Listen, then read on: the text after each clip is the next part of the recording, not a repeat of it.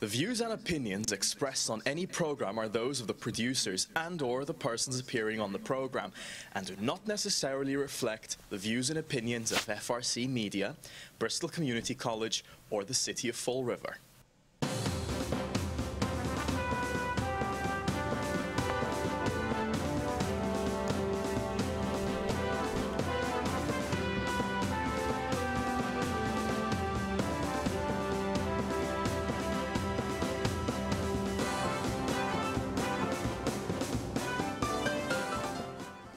Well, hello. Welcome to Spindle City Straight Talk. I'm Chip. And I'm CJ. And it's Wednesday. The night after the Clowncil meeting. The Clowncil meeting, yes. The Clowncil meeting that again resurrected our wonderful charter that is the only charter in the world that is totally subject to random interpretations and opinions. Yes, of course. It's the most ambiguous document ever written. Kudos to those people who supported that monument to ineptitude. It was definitely an interesting piece of work last night. 3 people spoke against the appointments that the mayor had made for 2 reasons. Number 1, some of those people were serving on multiple boards. And number 2, the charter specifically says that people be placed in positions based upon their qualifications. Oh, well. And, when has that ever gotten in the way of anything in this? And some people being placed in jobs that have no qualifications in them, like redevelopment authority. Or chief of staff. Well, or chief of staff, true. Or chief of staff, yeah. But interestingly enough, one of the people who spoke was Brenda Venice, who is a former Charter Commission Charter Commissioner, and she was the clerk. And she was asked by Attorney Brad Kilby, what was the intent? Do you have the documents? Do you have the minutes? And she says, yes, we do. And the worst part about it is the city administrator was part of every single one of those Charter Commission meetings. She was present at every one of them, so she knows what the intent is.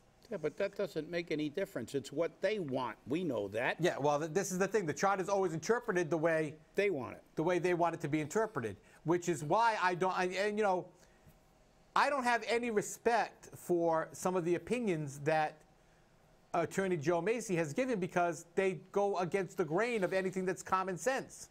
Yeah, and what's written in the charter. And what's written in the charter. What's written in the charter. And the fact is, it's really simple. We've now have a patent. You know, they talk about patents. We've established a patent. Joe Macy will rule anything that's in favor of politicians and the mayor, or, and if in the same situation, if that situation was reversed and the people that were attempting to do whatever it is that's covered in the charter were the people of Fall River, he would rule against it. Yeah, he would say that's absolutely prohibited by the charter. Right. It's just like that discussion about boards, and they made that thing. Oh, what was his opinion? He said they're not officers. They're not. Well, guess what? They are. Because I'm going to tell you something. Every single person on every single board in Fall River has to go down to the city clerk's office and be sworn in and sign the log that says, so they're officials, whether you like it or not. When I was reelected at the retirement board, I had to go down to the city clerk and get sworn in again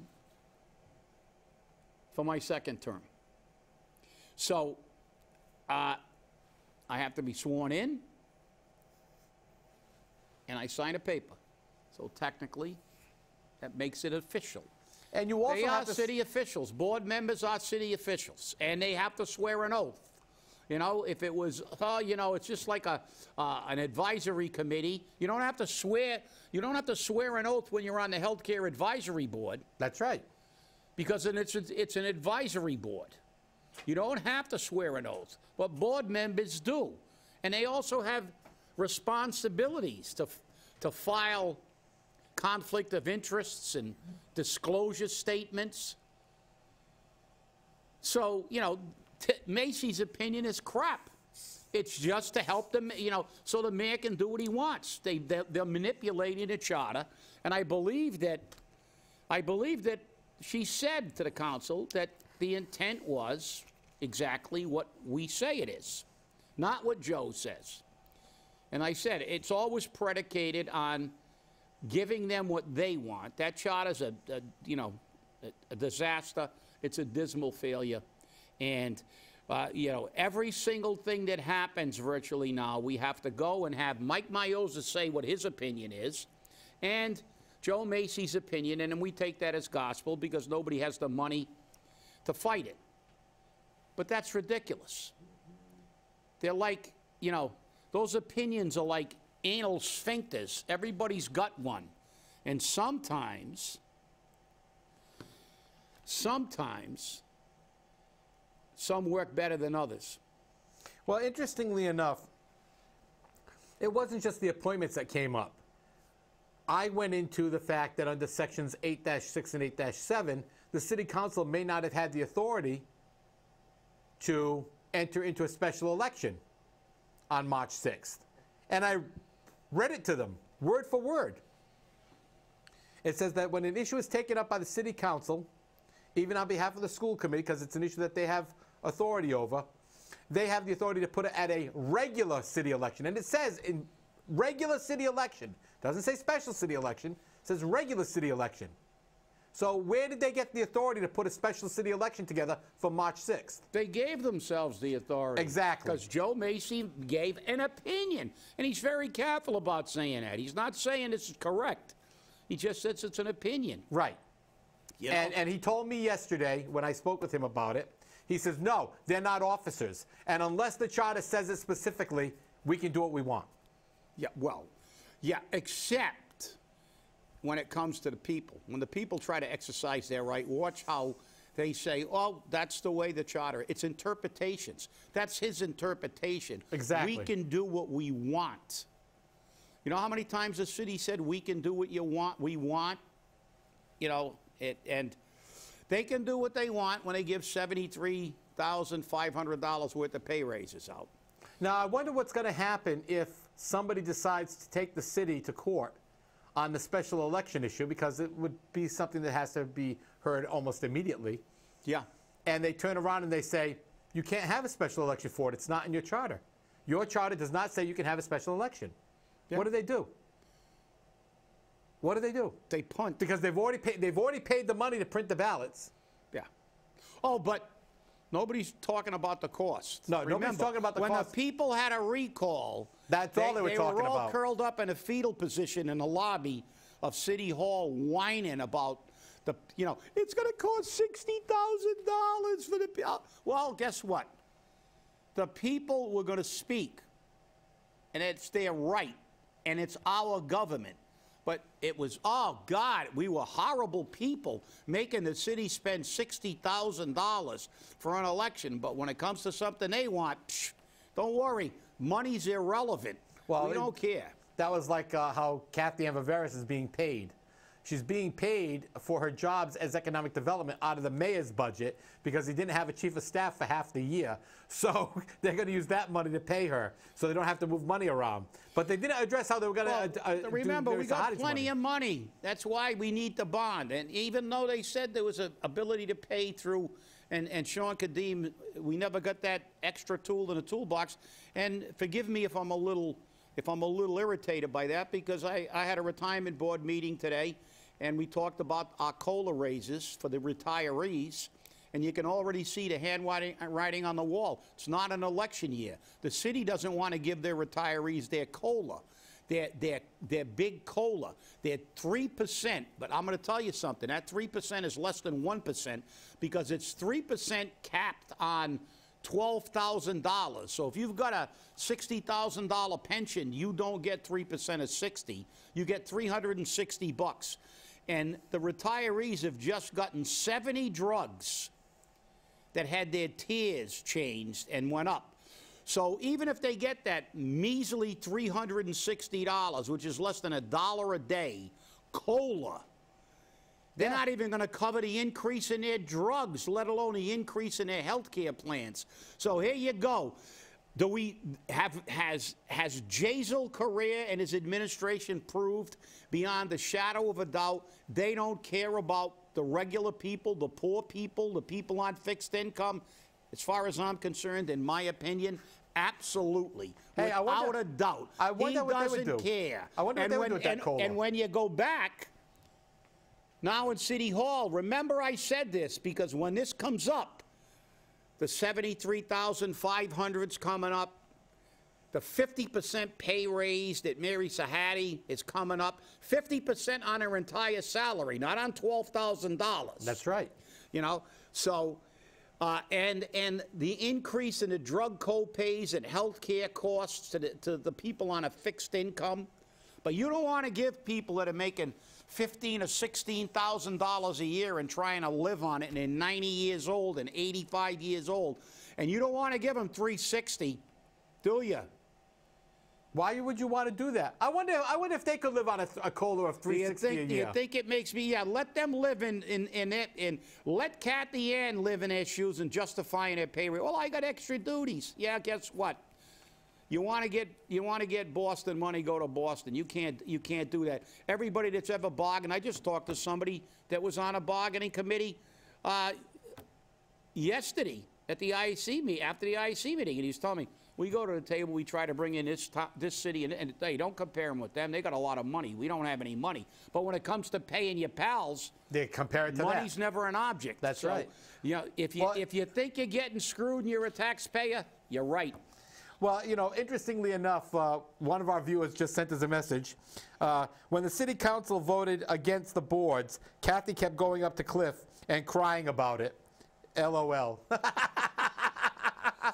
Yeah. And I know that the message came out that some of these boards won't even have a quorum to meet, and that, hey, then follow the charter. Yeah, do it the right way. Post the jobs, post the appointments, post those available positions, and get one person to do them. That's qualified.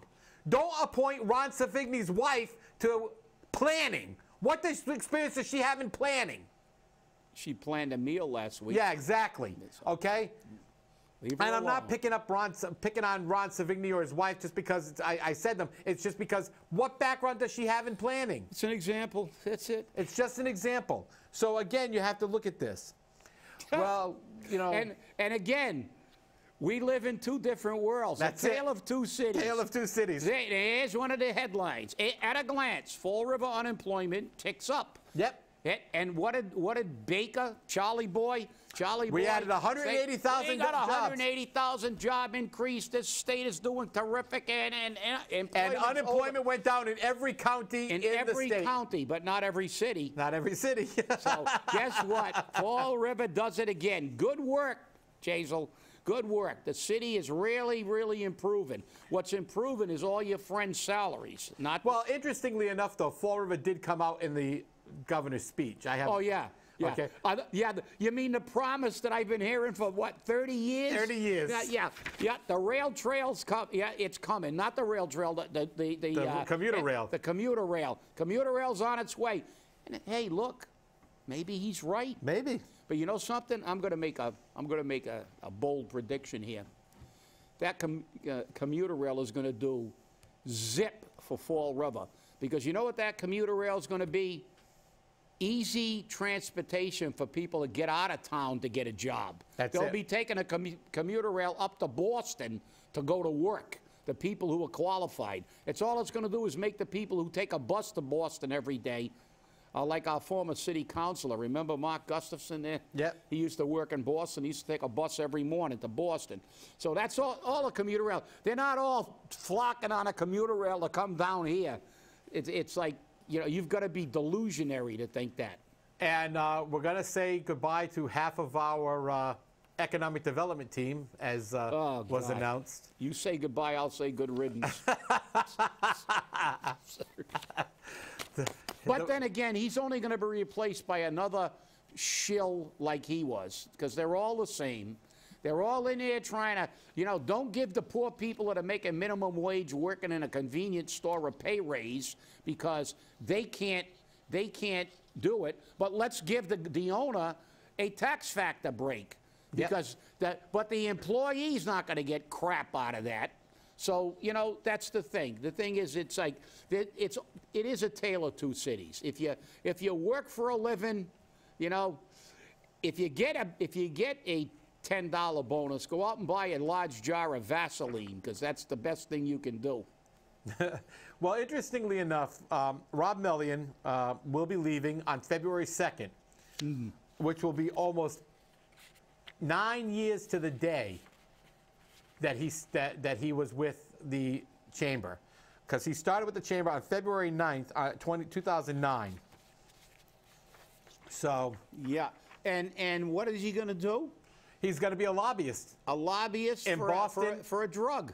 In Boston and in Washington for the Package Store Association. Oh, that's an accepted drug, though. It's okay it's okay if you're an alcoholic. Nobody cares about alcoholics. Everybody's worried about the opioid. This is the new crusade that the politicians make everybody feel good about. We're fighting opioid addiction. Let's sue the companies. It's their fault. It's not the guy who buys 7,000 pills, gets 3 different prescriptions. So after we get through suing the drug companies, let's sue all the doctors who give out prescriptions, and let's blame everybody but the person who does not have a gun held to their head to take it, because it's not their fault. There is no ability to take accountability for your actions. It's not their fault. Nothing's their fault. Everything gets a label. Everything's a disease, you know.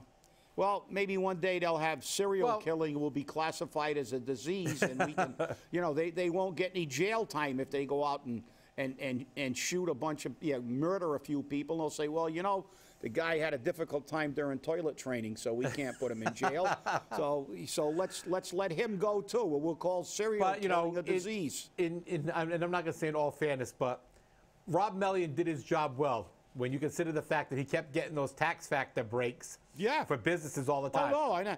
And he also got more than 3 minutes 90% of the time when he went to the council, and he never even lived a day in Fall River. Right. So again, when we look at, he did his job. He did what he was paid to do. He was a lobbyist for the Chamber of Commerce. Yeah.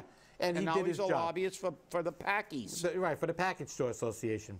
Packy. We're in, you got to use the New England, the Fall River term. The Fall River term, and even Boston, they call it the Packy. And so the Chamber is wishing him well on his new endeavors, and so am I. I mean, Rob and I didn't see eye to eye on a lot of things, and oddly enough, there were some issues that we saw eye to eye on, and we knew that, and we spoke about them, and we always were civil to each other. Look, he's got a job to do. I've never held it. That's right. Somebody's good at their job. I may not like them personally, but if they did a good job, they did a good job. Yeah, he did his job, and that's the reason he stayed there. But the fact is that I also have the opposite. I have people that I'm friendly with who, I disagree with, but I don't hold that against them as far as being their friend. But I would never say they do a good job because on something they didn't. But yeah, he did his job. But he's a hired gun. Yes. I don't, personally being somebody who always kind of took care, being in the union and fighting for the guys that everybody else, even their own people, didn't like. Oh, I don't like him. He's an idiot. He's this, he's that. You shouldn't defend him. Well, you're supposed to defend everybody. You have a legal obligation and a duty to represent. So, being somebody. As somebody who always dealt with trying to protect the people that are victimized, I don't hold those jobs in high esteem. It's kind of like in the old feudal era in Japan. The lowest social order in Japan during the feudal era, when they had samurais and stuff like that running around, the lowest order in a Japanese society were businessmen. Businesses were the lowest social. They considered businessmen vile because they tried to make a profit on people, as much profit as they could. That society was based on fairness and honor and rectitude, which means you get what you deserve. And in reality, businessmen were not held in high esteem. They were necessary. They were a necessary evil, just like big business. Small business to me is the backbone of the community. But big business today, whether it's Big Pharma or General Electric, who pays virtually no taxes and now just got a nice 14% permanent tax decrease. To me, they're predatory institutions, and they take advantage of the people who work. Especially when you consider the fact that, you know, Fall River's unemployment rate is 4.8%. That's right. And the rest of the state is 3.1. But Charlie wasn't going to say except Fall River because he's running. So I know. It's like, oh, yeah, but see, there again, CJ, there again, you look at that little subtlety of the way politicians spin things. He made sure that he said that, look, the whole state is great under me. He didn't single out, he didn't say, well, Fall River's a crap hole like Donald does. That's why some people hate Donald and some people love him. He made sure what he did was he manipulated the stats so he could include Fall River, because all the counties, and we're part of Bristol County, so Bristol County showed an improvement in jobs. And then he mentioned Fall River for the rail trail. And by the way, I saw them interview the mayor of New Bedford about the rail trail. Yeah, that was my question. Where was our mayor? Where was our mayor? Was he busy running around suing Big Pharma or something? But I don't know. But you notice that he mentioned Fall River, New Bedford, because the southeastern Mass has always been a predominantly Democratic, you know, stronghold. And he said county rather than say, oh, by the way, we do have one crap hole that the unemployment went up down here in Bristol County. But it was a political speech. It's a preparation for his run for re-election, which by and his budget's coming out today. This afternoon, his budget will be coming out. And then I guess tomorrow they're kicking off his campaign for re-election. Yeah, who knows? He might not be around, though. Who knows what will happen? Because by all accounts, he's the most popular governor in the United States. Exactly. And he could run for the nomination. President. Yeah. He could run for president. He could run for president. I mean, with that kind of popularity. I don't know if Pocahontas would like that. Well, I don't know either, but you know, I'm not sure if how successful he'd be, because there's always been a lot of, you know how politics is, especially national politics. They got to look at a candidate that will play well in the Midwest and down south in order to win elections. And normally, people from Massachusetts don't play well down south. Don't play well down there. You know, anybody that's north of the Mason-Dixon line doesn't normally do well in the Midwest and the Bible Belts and stuff, and down in the Midwest. So we'll see, though, because people don't even consider that, but that's something you have to consider. When somebody's that popular, I will guarantee that his name, he may not run, but I can guarantee you his name will be mentioned as a potential candidate at some point in time for president. Oh, I'm sure several times over. So, but a couple of things that he brought up in his speech, and I only want to touch a few of them lightly. Opioid overdoses. Of course. 10% reduction on opioid overdoses and 29% decrease in number of prescriptions for them. That's because of the changes in the law. It makes it very difficult to write them down. And now he wants to, he's trying to push lawmakers to approve a bill that would let police officers and medical professionals bring high-risk individuals to substance abuse treatment centers, even against their will, for up to 72 hours. That's an involuntary committal. I don't know, but the ACL is going to take kindly to that one. I don't know, but I think you may see a lawsuit. You may see some suits filed on that stuff because. And now look at this. Another bill will also set credentialing standards for recovery coaches who help people to overcome addiction and make it easier to prescribe small amounts of opioid painkillers. Yeah, that's another way for them to charge for licensing. Yep, exactly. And testing. Yeah, so it's like it's not going to help, but it's going to make them money. It's another money maker. And, now here's the kicker: we have a healthcare crisis, but the GIC is falling apart. Right, exactly. They're down to 3 carriers now, and the thing's been running in the red for years. It's a total disaster. The state healthcare plan. But then again, who cares? It's an election year. We have a mayor here that's pushing for market rate housing. Yep. But we have a governor who's pushing for affordable housing. He discussed his plan to create 135,000 new housing units in Massachusetts by 2025 by approving more than $10 million in incentives, grant funding, and technical assistance each year. Baker said Massachusetts home prices have soared at the fastest rate in the nation, and rents in metropolitan Boston are among the highest in the country. Except in Fall River. Except in Fall River. Yep. It has been decades since the state produced enough housing to keep up with the demand. The result has been predictable, he said. A limited supply creates overheated demand and rising prices. Well, affordable housing, you know, obviously, as we said, we saw what happened down at the Milliken Apartments where they don't want to give them the vouchers because to help the poor people, let them go live in a cardboard box somewhere. Right. You know, but, you know, the problem is we have these people who are in charge of our economic, you know, development, which is almost an oxymoron. But well, Kathy Ann Viveris is now in charge of it. You know, they think you cure it. I think they watched that movie with, what the hell is it? That you build it and they shall come. Field of Dreams? Field of Dreams. Field of Dreams. I guess they watch that too much because they think if they keep building all this market rate housing that people are just going to come and move to Fall River. Well, you know, high unemployment, you know, crime, they're not coming. I don't care if they put the rail here. They're going to have a lot of traffic going north on that commuter rail than they have coming south. The only people who come back south on that commuter rail are the people who work in Boston that are from the Fall River area. They'll jump on that train to go to work. But that's okay because guess what? They're going to bring money back to Fall River. Oh, yeah, but they're already bringing money for the most part. I mean, you know, they're taking a bus up there or they're driving up there. But the reality is it's the commuter rail, like I said, you know, because again, the politicians, if it ever does come to fruition, will throw this out like it's the panacea. That's it. Fall River is now, that's it. We're cured. We've got access with the commuter rail. That's going to fix all our problems. Just like, you know, the New Harbor Mall was going to fix our problems. And I was talking to somebody the other day. I was talking about the movie house up there. They went in there and they said, how many people were in it? They said, about 10. Yeah.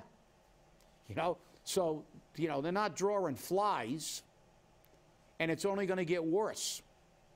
And if people don't have money to spend. That's right. How many times have we said this? Yeah, but they don't. Oh, that's irrelevant. Kathy's got plenty of money, but she doesn't go to the movies in Fall River. I can guarantee that. But they, you know, Kathy and Mary got plenty of money to spend. But the people with no money don't have money. And when you get movie houses that cost a lot and restaurants that cost a lot, that's the reason that you don't get business. They still can't grasp the fact that people with no money can't spend money.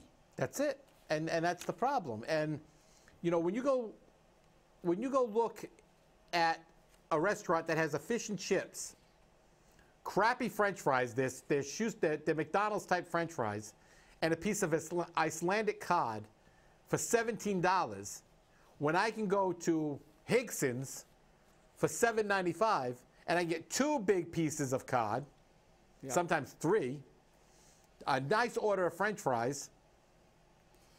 Yeah, I don't know if the Arthur Reaches is still up, and there used to be one in Attleboro, but you could get 2 little pieces of Icelandic cod and some French fries over there for like $1.99. Right. You know, the old Arthur Treacher's fish and chips. So, but I mean, you know, Icelandic cod is an imported. You know, that's the fast food restaurants and stuff use that stuff a lot because it's cheap. It's cheap, exactly. It's cheap. Real quick, Trot Lee, or Trot Joseph Lee as he's known by some people, has taken the reins of the Veterans Association of Bristol County. That is the organization that is in the old fire signal station on Pine Street. So it will be interesting to see what comes out of that from Trot. Well, remember. I'm waiting. Remember what? Remember, if you don't know what to do, check the charter. And then you'll never know what to do. Then you'll be even more confused. Hey, thanks for watching. We'll see you Friday, and remember, stay angry.